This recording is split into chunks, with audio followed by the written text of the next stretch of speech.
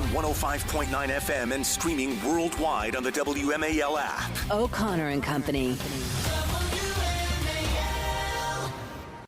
6:36 now on O'Connor and Company, this incredibly busy Monday morning in the nation's capital, 15th day of July, 2 days after so much changed for our nation, for the world, really, after the assassination attempt of Donald Trump. Coming up at 7:05, Joe DeGenevote will join us. At 7:35, the communications director for RNC, Tommy Pigott, talk about the convention this week. 8:05, Rob O'Donnell, former New York cop, who's worked with terrorism attacks as well as working with presidential securities. We'll get his law enforcement insight on the events that happened. At 8:15, Selena Zito was there in the front row of the Trump rally. And then at 8:35, Michael Walsh, a Florida congressman, wants a thorough congressional investigation into the Secret Service and other decisions that were made. That's a busy morning, and it just gets busier. It's Larry O'Connor with Julie Gunlock. Good morning, Julie. Good morning. Hey, how about this for a group of people that you might want to hang out with? Kurt Schlichter, Michael Walsh, Andrew Klavan, Sebastian Gorka, Charlie Kirk, Glenn Reynolds, John Fund, me, Larry O'Connor. That sounds like a dinner party, doesn't it?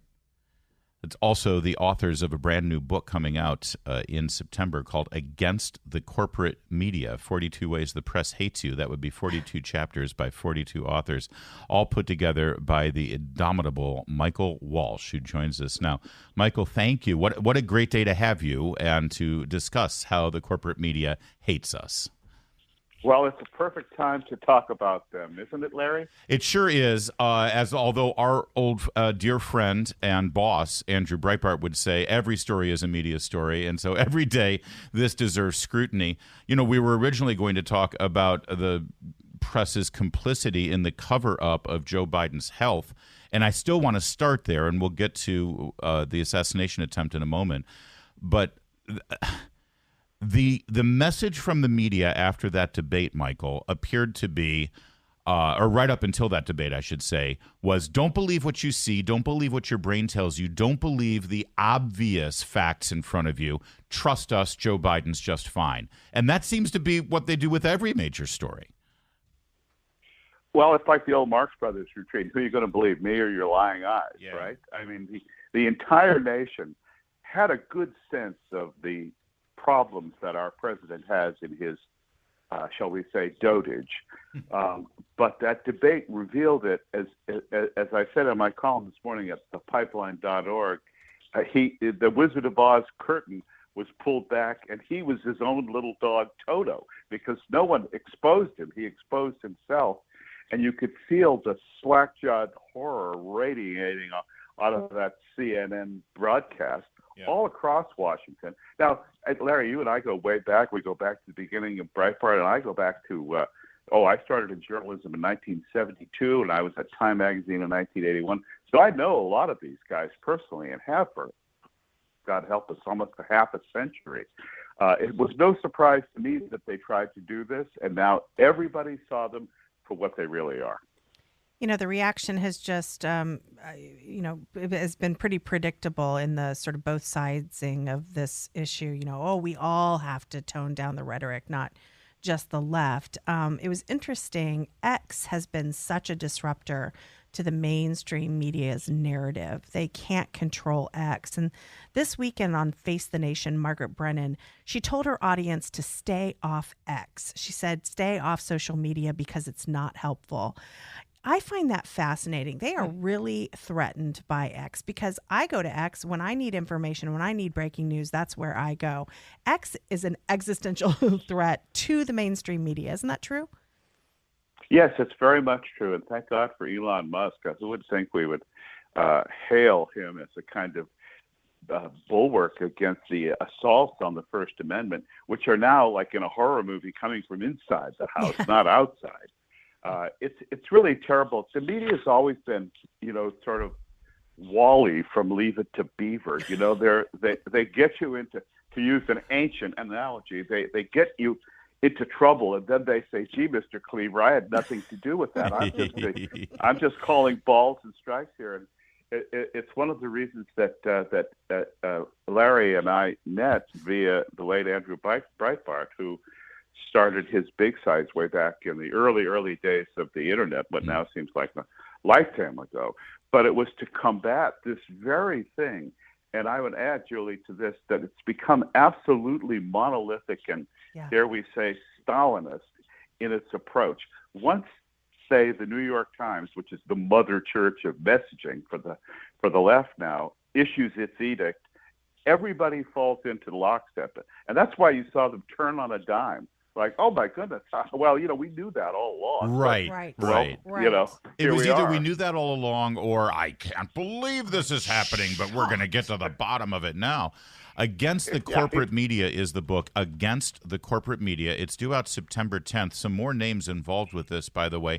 The list goes on and on. But how about Mark Hemingway, one of the writers we love and commentators we have here often. Monica Crowley is also part of this. Mark Krikorian, Roger Simon, Nick Searcy, Hannah Giles, Bill Whittle. Again, I'm so proud to be part of this group. And Michael, thank you for asking me to contribute to the book. I want to ask you about the corporate part of this. There really truly are like 4 or 5 mega corporations that own these pipelines of information. The ones that we're told are the only ones that should be trusted. How much is what we see right now fueled by the fact that these are corporations who have very different interests than the First Amendment and informing the electorate? Well, I think that's important. The corporations themselves don't really care one way or the other about the speech at the highest administrative levels. Perhaps not the boss man, but it's just basically the machine runs itself. Yeah.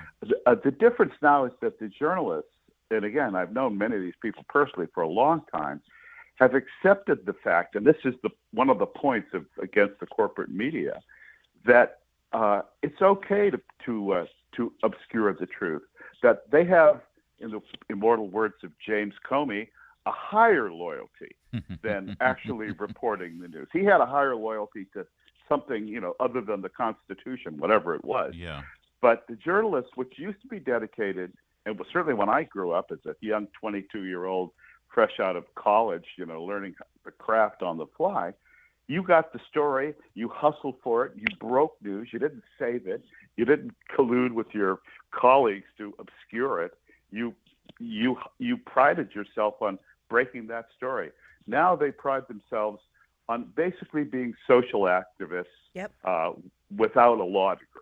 I mean, that really is true. A friend of mine worked for Newsweek for many, many years, once said to me, or said to a group of students I was teaching, back in the 60s, if you wanted to change things, you either became a lawyer or you became a journalist. So that's how they see themselves, is that they're activists working for a higher cause than you needing to know that the President of the United States is a rutabaga, for example. Although you'd think that would be important. Michael, you say you started in 1972. That would have been before Watergate. Is this Woodward and Bernstein's fault that suddenly these two became rock stars because they took down the president, and now everyone's trying to replicate that? Not deliver information, not deliver facts, not inform and educate people.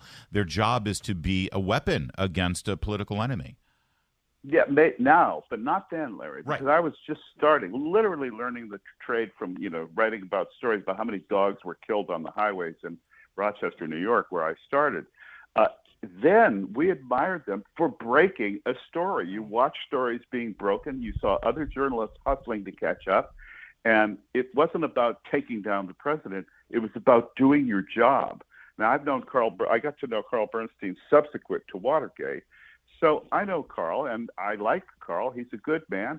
He was a hustling journalist in those days. It's been twisted into a narrative where now we can take down a Republican president. That's Let's right. get him. But I don't think it started out that way. Yeah. I think it's turned into that. Well, we'll have more conversations, Michael, between now and publication date, which is September 10th. Of course, people can pre-purchase this book. It's called Against the Corporate Media, 42 Ways the Press Hates You. My chapter, by the way, gives some inside behind-the-scenes information of such an important day, or news story, Andrew Breitbart and Anthony Weiner, and the story behind that entire affair. That will be my contribution. And Michael, again, thanks for joining us this morning on a pretty consequential news cycle.